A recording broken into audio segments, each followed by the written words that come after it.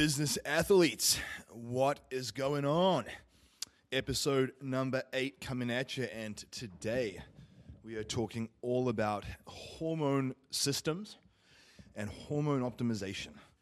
And this isn't just not hormone replacement therapy, this is hormone optimization across the board. This is what are all the levers, what are all the variables that you need to know, male or female, that will help you optimize your hormonal situation.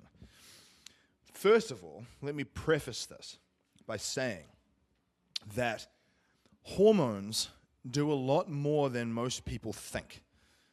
That's not just relating to muscle mass. You know, a lot of people think of hormones, they think of testosterone, they think of steroids, they think of big bodybuilders. There is so many other things that hormones will have an influence on in the body, male or female. Think of different types of hormonal systems as a series of communication channels.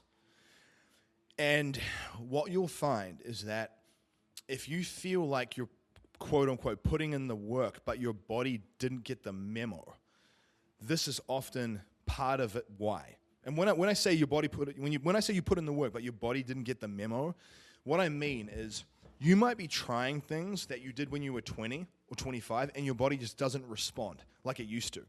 I find this is particularly relevant for women that are or have going through menopause, where you're doing the cardio or you're doing the dieting and you're sticking to the calories and you're trying to do the right things.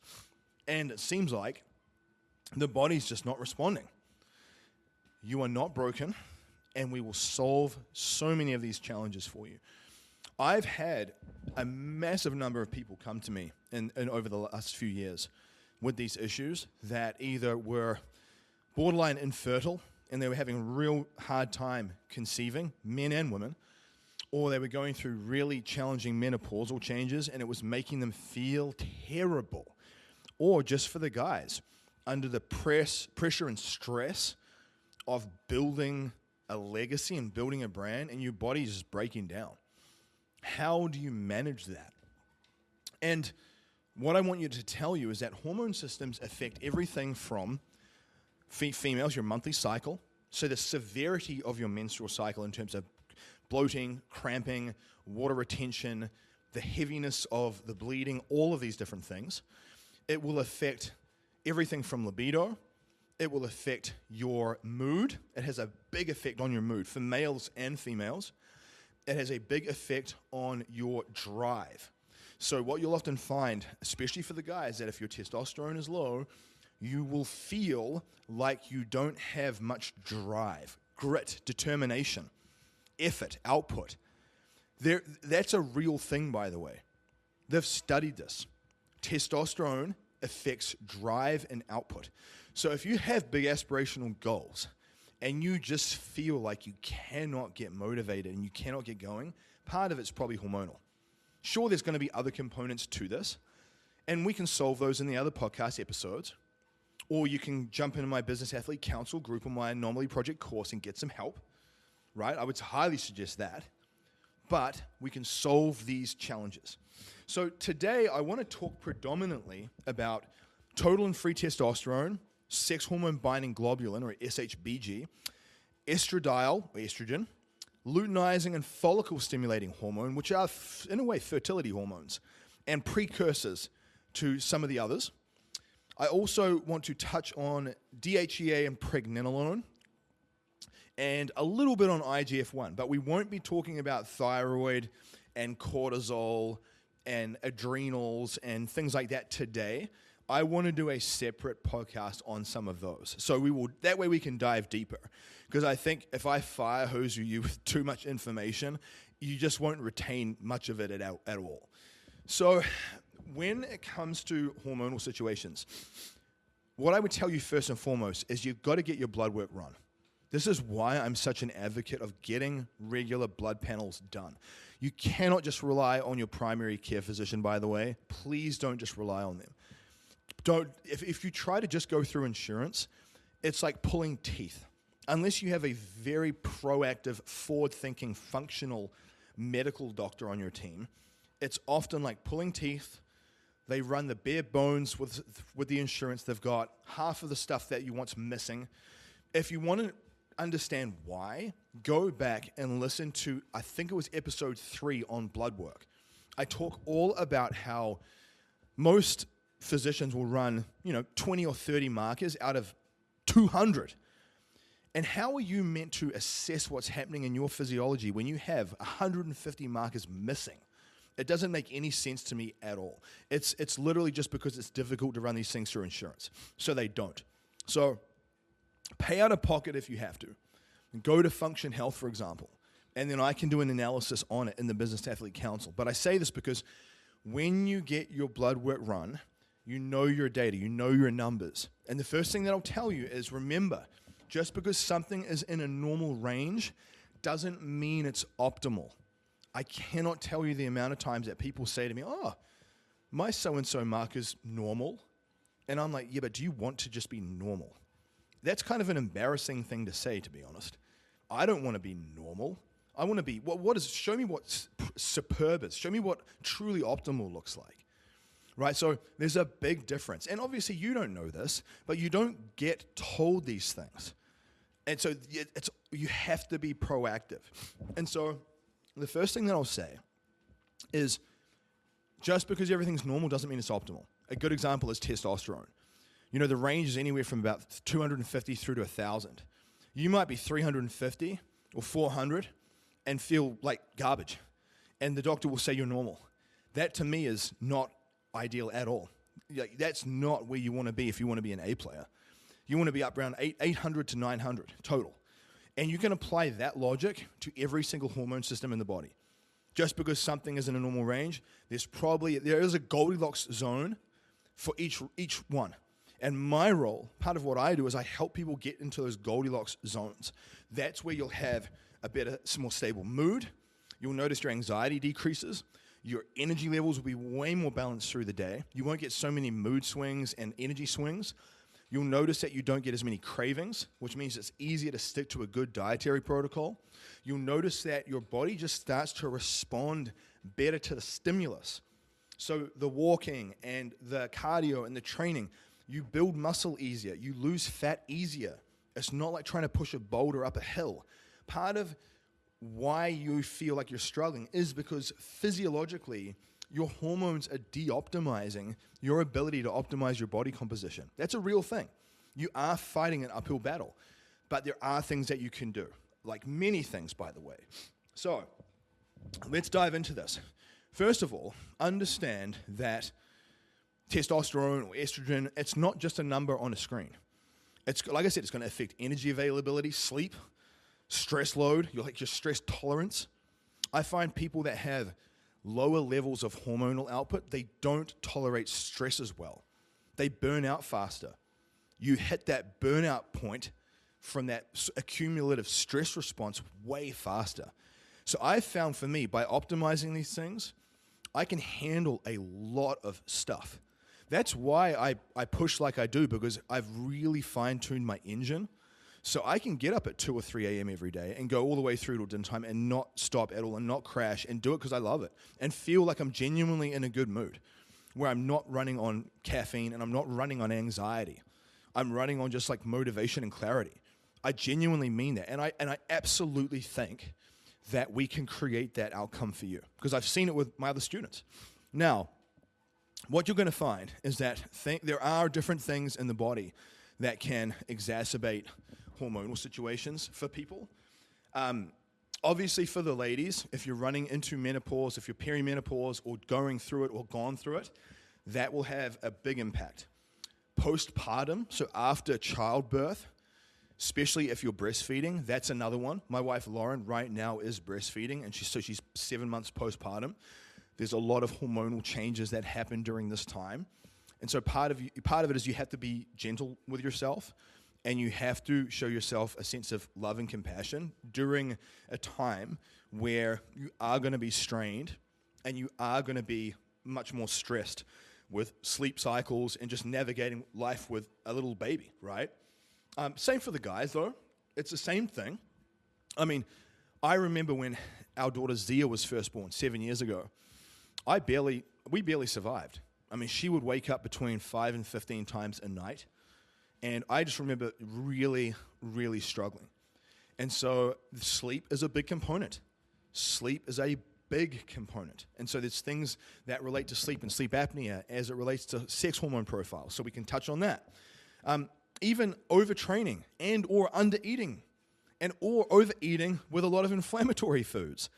So if you're stress eating and you're eating a bunch of processed crap, that will have a negative effect on your hormonal output. Remember, food is like software, and your body and mind are the hardware.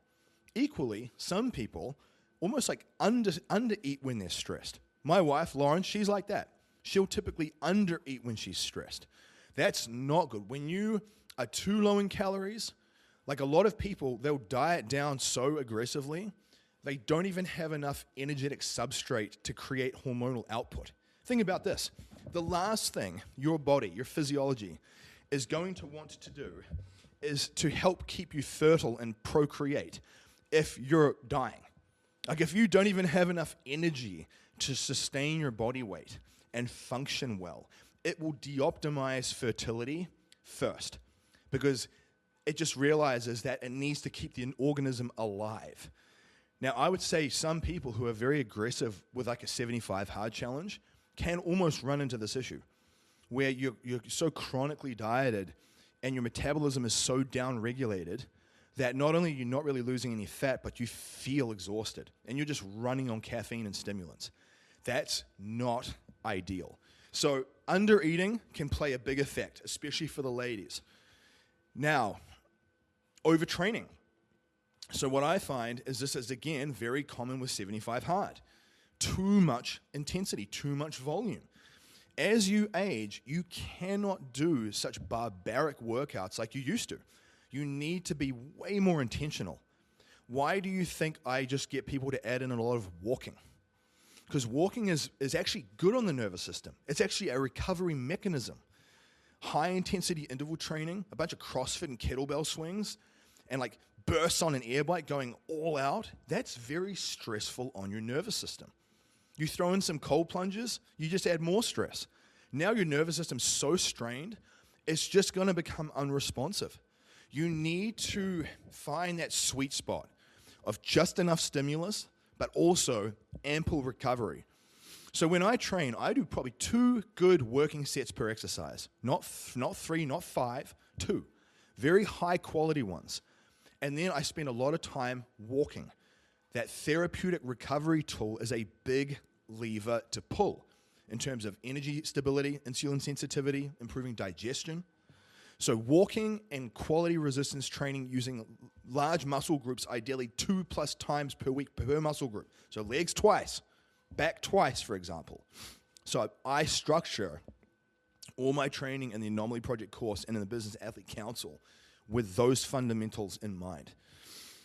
I would even tell you just chronic mental stress. Some of you guys are very manic. I find a lot of business owners and a lot of like entrepreneurs and high achievers and ambitious people, they're pretty manic. They run on mania. They're quite OCD and they're quite manic. And that combination is, and you know that this is you, because typically you'll see sleep disruption and you'll typically see digestive issues. When you get those things, it's because you're being too manic. You need to learn how to calm down your state. You need to learn how to breathe. You need to learn how to calm down your central nervous system. Because if you don't, you're just going to continue to get a negative output response. So there's obviously a whole discussion around calming of nervous system and psychology, which I'm going to do podcast episodes on this. But I just wanted to kind of frame up some of the drivers as to why would you be seeing negative changes. Some of the other things are like environmental exposures. So this especially relates to fertility. What I've found is that chemicals in your environment, so pollutants, cosmetics, laundry soaps, dish soaps, kitchen countertop cleaners, deodorants, colognes, shaving creams, moisturizers. You want to start working on cleaning all of those things up. Because all of those things, remember, what does someone do when they want to stop smoking? They use a nicotine patch. They put a patch on their skin, and the nicotine absorbs through the dermal layer of their skin. Your skin is a giant absorption site. So colognes, aluminum-based deodorants, all that stuff is garbage. You want to make sure you're not using Tide Pods, for example. There's Clorox wipes, Tide Pods, Dawn dish soap. I mean, all that stuff's got to go. You've got to find healthier, clean, basic alternatives for those things. And again, I talk about those things in the Business Athlete Council because that is a really important part of the equation. Now, the thing outside of getting blood work run, I would say is very important. And by the way, when you get your blood work run, you must get total and free testosterone checked. Total isn't as important as you think. What is important is your free. And what dictates your free testosterone is sex hormone binding globulin. So SHBG, sex hormone binding, it literally binds up sex hormones. There's a couple of reasons why sex hormone binding globulin can be elevated. So I'll just give you a couple here now. But one of them is an accumulative stress response. So someone that's not getting enough recovery protocols in and they're stressing their system out from multiple angles, increased stress drives up SHBG. Now, that's where I say instead of doing high-intensity cardio, do some walking, focus on some breath work, really work on optimizing your sleep, focus on being more intentional with your training, like higher quality reps, less volume. There's a lot of different levers to pull, but I would say those are some key ones I focus on. But another thing that can be useful is boron supplementation. So boron, low levels of boron can drive up SHBG. So if you take a little bit of boron, 10 milligrams of boron daily, that can pull down the SHBG level and potentially liberate more of that total testosterone, making more of it bioavailable. So that's one of the first things I wanted to mention. So boron, and it kind of ties into what I was going to mention with minerals and nutrient foundations. So outside of getting your blood work run, what I would suggest that you do is get an app like MyFitnessPal or Chronometer and count your calories, track all your food for 5 days, 3 to 5 days, and get an average of all your different vitamins and minerals over that 5-day period. So on average, how much magnesium were you getting? On average, how much zinc? On average, how much selenium? Where was your vitamin D at? Where was your boron at? Where was all these different markers at? Know where you need to be. Because what you'll find is that, for example, and like I've said, food is like software and your body and mind are the hardware. So different foods will elicit different chemical responses in the body that act like chemical precursors. So you want to go to ChatGPT and plug in and say, give me the top 10 list of healthiest foods high in magnesium. Give me the top 10 list of healthiest foods high in zinc, high in selenium, high in boron, and then incorporate some of those foods into your calorie intake and make it fit. For example, what I'll do with boron is prunes are high in boron. I will often get people to do post-workout prunes or a bit of prune juice during a workout that also doubles as a glycogen replacement. So rather than like doing dextrose powder or just something sugary, you're using the prune juice or whole prunes to replace glycogen to help with performance, and you're getting boron from it. See, this is the key. You want to address multiple levers at once. That's where I do a really, really good job because I prioritize this stuff. You see, some people will use dextrose powder, some bodybuilders. It's basically like refined corn sugar. Now, it works well in terms of giving you sugar for your muscle glycogen, but it's super inflammatory, and that's all it does. There's no boron in dextrose. So why not use something that has a better ROI, more bang for buck? So use prunes instead of just Gatorade. Blend up drink some prune juice instead of Gatorade. You're going to get the sugar, but you also get the other aspects of it too. If you apply that logic to everything you do, where you're trying to check off 3 or 4 targets off each list, that's how you truly optimize and become a business athlete. That's how I'm able to go all day for as long as I do, look the way I do, without counting calories, and function this way. I promise you, this is a repeatable process. If you listen to what I'm saying and you follow my lead, it will pay off. So remember, like I said, I rattled off some of those vitamins and minerals. Other things that are often important to think about is your sodium intake and potassium, as well as omega-3 based fats that can help with stimulating cholesterol production. Cholesterol is essentially like the governing molecule that everything else is produced from. So that's also why I do a double dose of omega-3s every day. I do Clean Machine ahi flour omega-3s personally, but a good quality omega-3, and ideally, if you really want to perform well, a double dose. And what you'll find is that higher amount of omega-3s has a very good anti-inflammatory effect. It's very good on heart health and brain health, but it helps with cholesterol production, HDL, which in turn helps bring down ApoB, which is your small particle LDL, which is not good, which is very commonly high, especially in a lot of people that do like a carnivore-based diet or a very heavy keto-based diet. Their ApoB is high. That's not good. Doesn't matter what these people say. That level, it's not good. So you want to make sure you get your ApoB down. And remember, like I said, just because something is normal doesn't mean it's optimal either. So I typically want to see that number below about 70, when most people are above 100. So again, omega-3s can help with that. Now, I would say in general, outside of tracking for a few days and looking at your vitamins and minerals, and by the way, if you are trying to figure out all the other details, you just go to ChatGPT and plug in what are the vitamins and minerals that help with DHEA production? Or what are the vitamins and minerals that help with estrogen production? It might give you a list of different things, and then you can say, now give me the top 10 list of foods that are high in those things, and then you add them in. See, this is where your body in many ways is like a puzzle that you can solve. You know, for example, if estrogen in men is too high, you can use DIM as a supplement, or it's found in cruciferous vegetables to help as an estrogen metabolizer. So I find a lot of men, when they're on testosterone replacement therapy, will get given anastrozole, which is an aromatase inhibitor. It's not good. It's like a women's breast cancer drug, and over time it causes bone mineral loss. It lowers HDL cholesterol, and when you crash estrogen is cardiovascular protective. That's why a lot of women, once they go through menopause, they start to get heart issues because they lose that cardiovascular protection unless they dial in their hormones via hormone replacement therapy or bioregulator peptides or the right supplementation or all of the above.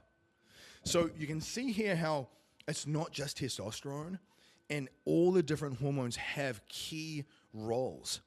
Now, I won't go into a ton of depth on each situation because there's so many variables we could go down.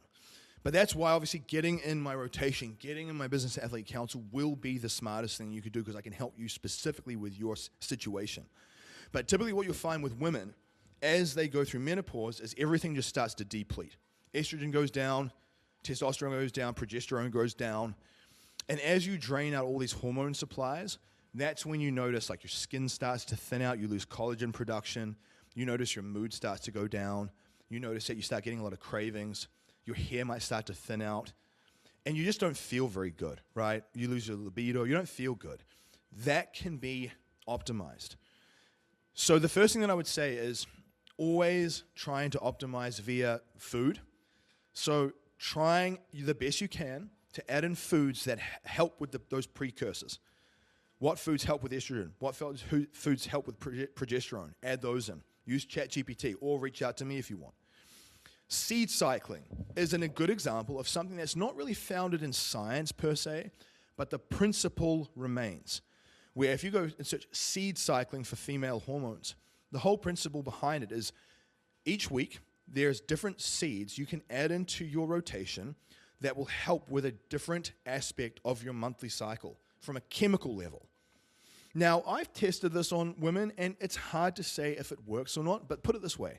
It's not going to do any harm. It's not going to be a bad thing. I always tell people with food, you really can't go wrong when you're adding in a lot of whole foods, so why not try it? Why not just try? I would be adding in more cruciferous vegetables. And if someone has issues with their gut, lots of broccoli microgreens kale microgreens, because kale and broccoli are cruciferous vegetables high in DIM. And again, microgreens, gram for gram, are a lot more nutrient dense than their fully growing counterpart. So you'll never see me eat a cup of broccoli. I'll eat a cup of microgreens. So now I'm getting 3 times as many vitamins and minerals in the same cup and the same calories. Most people don't think this way, and it's why they diet down for a competition or a challenge, and they don't even get in great shape, and they still don't feel that good, and they can't even sustain it because they don't know how to optimize the nutrient input. Microgreens are another way to optimize that nutrient input. Now, I would say for the ladies, there are different things like bioregulated peptides. So bioregulated peptides help with, they're almost like adaptogens for different types of organ systems in the body. So they help optimize ovarian output. There is a combination of bioregulators that you can get that will help optimize all the different aspects of female physiology that will help with ovarian function. You can even use peptides like kisspeptin. So kisspeptin, for example, is a peptide that helps stimulate LH and FSH through the hypothalamus and the pituitary. So basically think about it like this. Your pituitary gets a signal from LH and FSH to produce testosterone. And that's also why for the men, using something like enclomiphene citrate can be a good intermediary step if they don't want to use testosterone. So I'm going to talk a little bit about that in a second because it's going to be a topic people want to know about. But I say this because there are bioregulated peptides that women can use for hormone situations. I would be telling you, do not use birth control whatsoever. I'd be telling you to clean up the environmental and chemical exposures in your diet. I would be telling you to make sure you get enough calories and you're adding in a lot of omega-3s and monounsaturated fats, keeping your saturated fat a bit lower, but monounsaturated high, which is like avocado, olives, good quality olive oil, hemp seed, that type of stuff.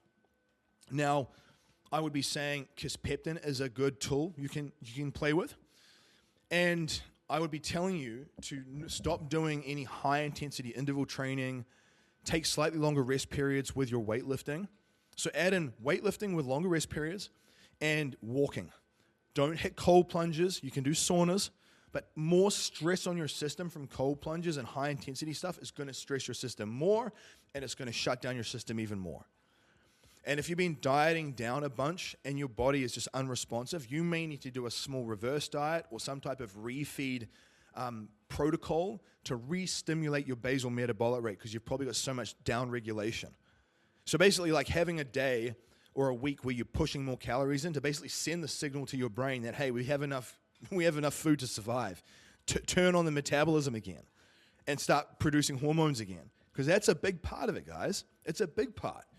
Now, when it comes to hormones in men, what you'll find is that the first thing I would always tell you, sorry, let me take a drink.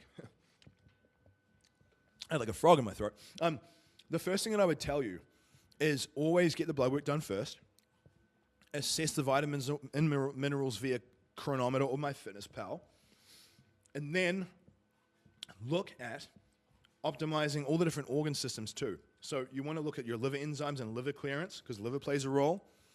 You guys want to look at optimizing your gut health. I'm going to do a podcast on gut health because we aren't just what we eat, we're what we absorb. And so if you have gut issues, you can add in a lot of these foods, but if you're not absorbing all the nutrients, there's a broken link in the chain, right? So it's very important that you optimize gut health in conjunction with this. And I've really worked on this over the years because I had a lot of issues with my gut early on that I really had to troubleshoot. But the first thing is that I would say once you've addressed it with minerals, and there are herbal supplements like Tongkat Ali, Fedosia agrestis, ashwagandha, and shilajit. I find generally shilajit and Tongkat Ali are probably the better ones. Ashwagandha seems to be more geared around cortisol management. For Dozier Grace, it's sort of a hit and miss, but then obviously coupling it with all those minerals that I talked about and making sure that you get your vitamin D levels up. So a good quality vitamin D3 plus K2, because vitamin D is a precursor for testosterone. And if that's low, not ideal. And remember, like I've said, normal doesn't equal optimal. And so if you're like, the range is about 33 to 100. If you're 40 or 50, that's not ideal. You need to be up around 80. So we need to make sure we refine that, and a good D3 plus K2, because K2 is a synergist to help with absorption. Very, very important. But outside of that, outside of those herbal supplements, you obviously want to work on sleep, because sleep apnea and broken sleep, low levels of deep and REM will have an effect. So I'm going to do a whole episode on sleep.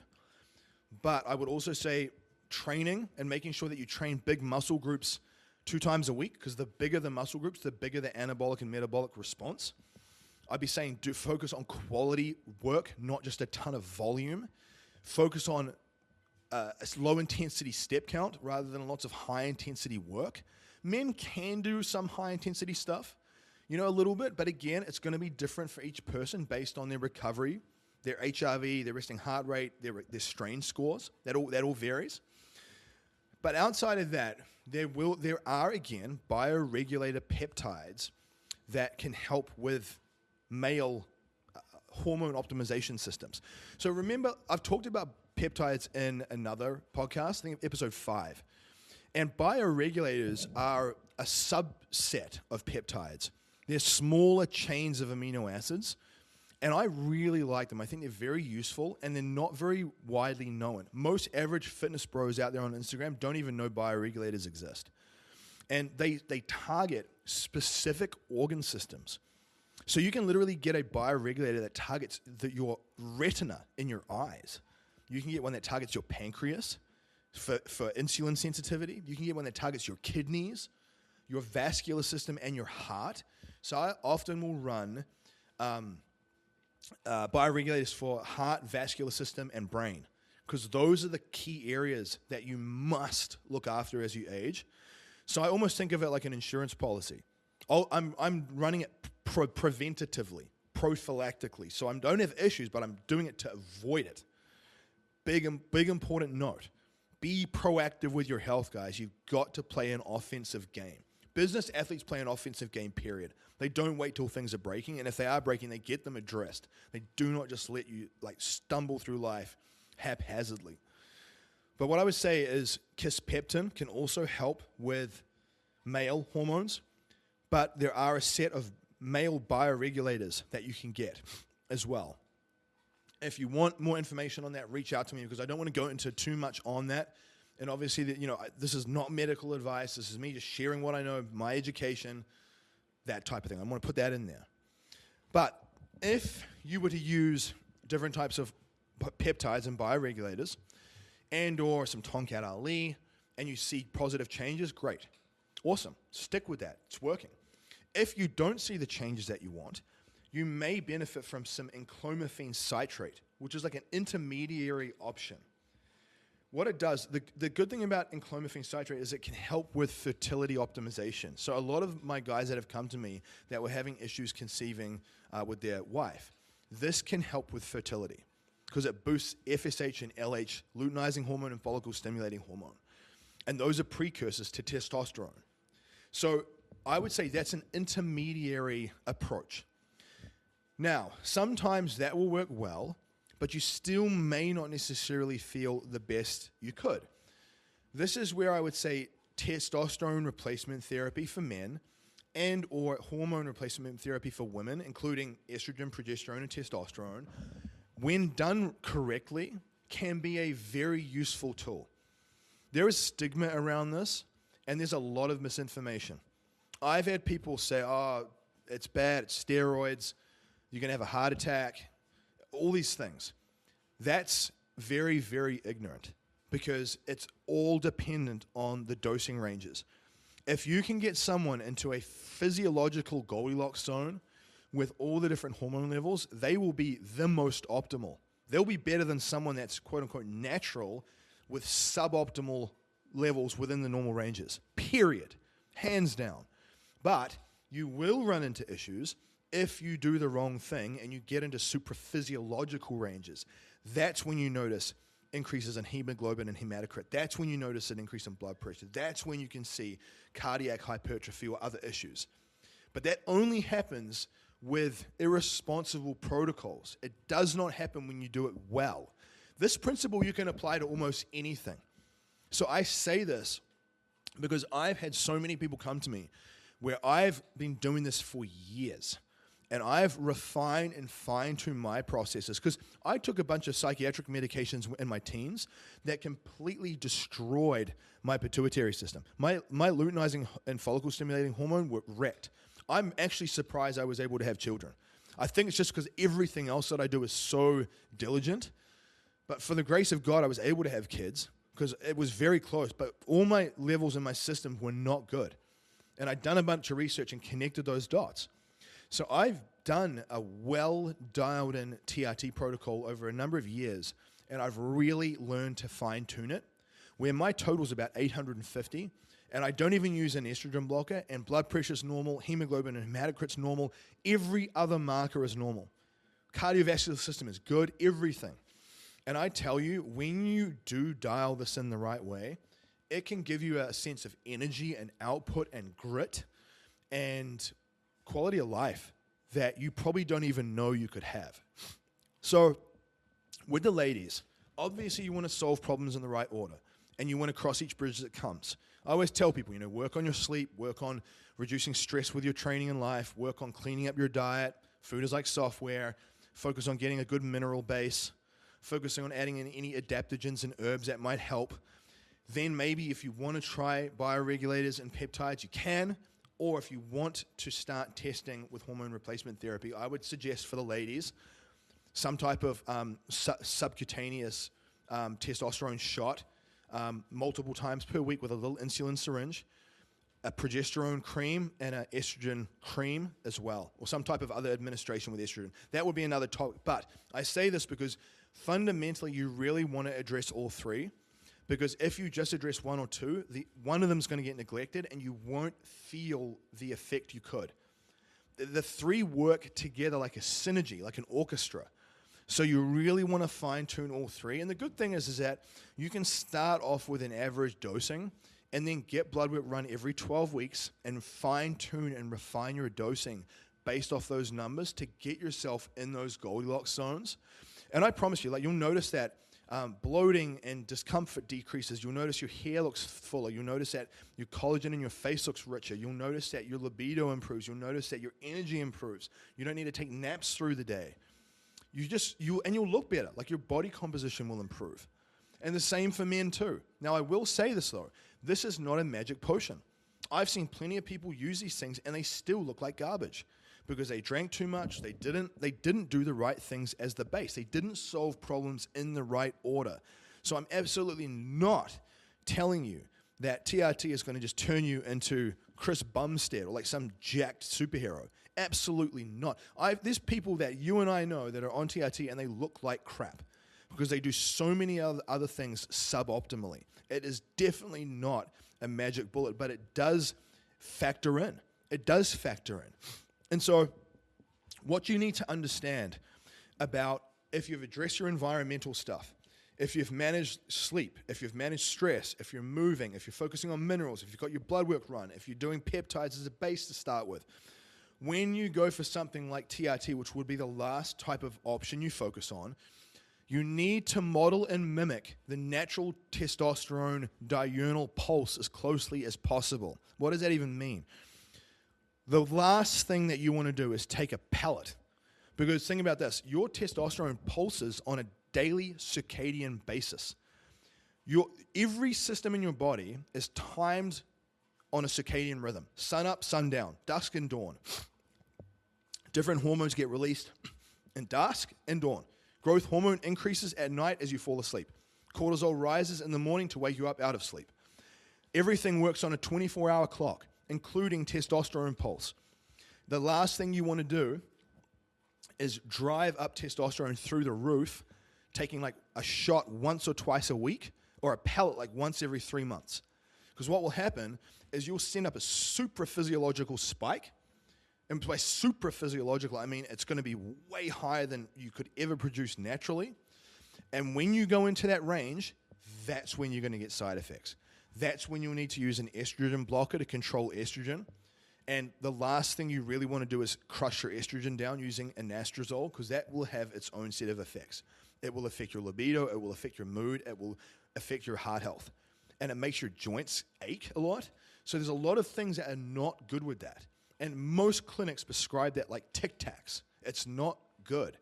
And it can be avoided. So outside of estrogen control, hemoglobin and hematocrit increase. Those are essentially blood viscosity. So it's how thick your blood is.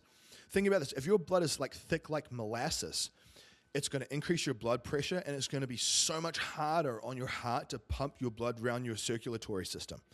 It doesn't transport oxygen as fast, so you feel tired all the time, even though you're on the quote-unquote TRT. So you don't want those situations. And because of all of that, your water retention will increase, and you'll look way more puffy than normal too. And I see this often.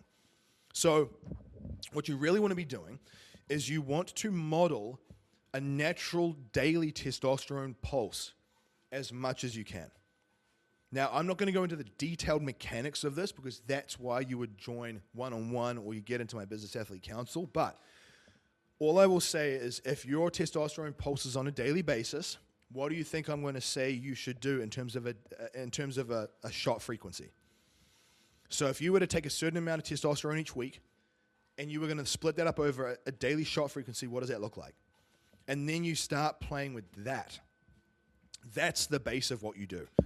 And if you want to maintain fertility because you want to have children while you do this, that's where you would add in clomiphene citrate and or some HCG, or human chorionic gonadotropin, to help with fertility, to help fertility intact. But if you don't plan on having kids, you don't need to add those things in. So I say all this, guys, because it's absolutely worth you addressing these aspects of your physiology. I've got students that don't use any peptides or any TRT or any hormone replacement therapy, and they just focus on diet, stress management, sleep, that type of stuff, which is fine. I've got students that maybe just do peptides and bioregulators, and I've got students that are on TRT, and all of the above. And each one has their own challenges. Each one has their own path they're walking. There's no one right or wrong way to do this. But what I will tell you is that if you solve these problems proactively, it can massively increase your capacity for stress and your output and performance, as well as your body composition. Part of why I'm able to look the way I do at 41 years old and look so young and perform all day like I do and not crash and burn and genuinely feel good is because I solved these problems in the right order. I focused on the minerals. I focused on the dietary part. I got the gut health optimized so the absorption's increased. I really prioritized sleep. I don't have any alcohol in the equation. I don't overtrain and stress my system doing berserker 75 hard double masochistic workouts where you're just completely crushing your body into submission. I'm very intentional about that. I listen to my physiology in terms of stress load. I focus on breathing and protecting my space so people are not stressing me the heck out.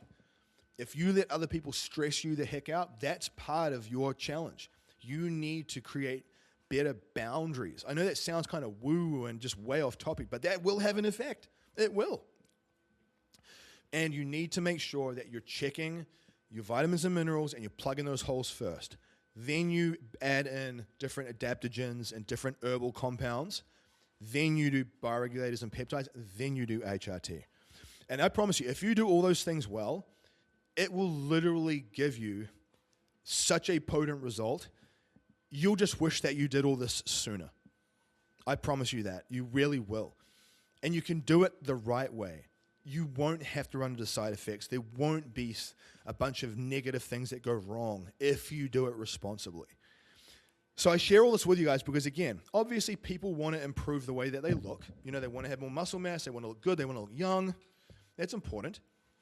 But you want to feel good. You want to have a good mood. You want to feel like your anxieties are. You want to have a good drive, right? All of that stuff is really important in terms of the quality of your life. I'll even tell you, just as a side note, I can even look at a guy and tell if his testosterone is low. Typically, if you look at someone and you know they're having issues with androgens, they have a really thin neck, they have no traps, thin neck, and they have a very sort of, there's no other way to say this, but a beta male jaw. So their jaw is very sort of recessed in and very soft looking. The more androgen upregulation you have, the more muscular your neck and traps are, and the more of a muscular, pronounced jaw you have. So I can look at someone's physiology and tell. I can even look at a woman's physiology and tell, because their different body shapes are representative of different hormonal profiles. So if a woman's very, very insulin resistant and has high levels of testosterone, because that insulin resistance does drive up testosterone, they'll often have a big barrel gut, like a big barrel body, and thinner arms and legs. So slightly thinner arms and legs, but they'll carry all their weight through their torso, their midsection. Equally, if someone's really estrogen dominant and the others are not ideal, they'll carry a lot of weight like a pear shape. Now again, I'm not trying to be like rude or sort of crude. I'm just telling you that different fat distributions and different structural differences can indicate these things. And obviously, you determine it based off the data, off the blood work. You don't just guess. But I say this because it can change it can even change your physical appearance. It makes you, when you look more strong, you feel more confident. I mean, I can say this as a man. When you see a strong-looking guy, he's definitely more confident. And I think to myself, in terms of business and leadership, you want strong men around you to lead and be strong and be that embodiment of what it looks like to be a lighthouse and raising the standards and being a business athlete. And for the ladies, that hourglass figure and that youthful athletic vigor, right? Obviously, we're all going to age, and we do the best we can. But you can do a lot of things to help improve this stuff. So, there you have it. I know that we went around a lot of different mechanisms, but I would just say in general, if you focus on your environmental exposure to chemicals, plastics, pesticides, if you focus on minerals and vitamins in the diet and removing processed inflammatory stuff and finding healthy food upgrades, removing alcohol, all that other crap. If you focus on reducing stress in training, like I mentioned with the ladies, focused weight training, walking, not doing a bunch of high intensity stuff, optimizing sleep, so having to get that sorted out, and then troubleshooting with bioregulators and peptides first, some herbal compounds, Shilajit, Tonkat Ali, DIM, seed cycling. You've got a lot of things you guys can run with on this. So take some notes, go out there and implement. And it goes without saying, if you want any help with this stuff, reach out and just ask. But please understand that you are not broken and that you can absolutely solve these problems and create that stronger, more resilient 2.0 version of yourself, that business athlete.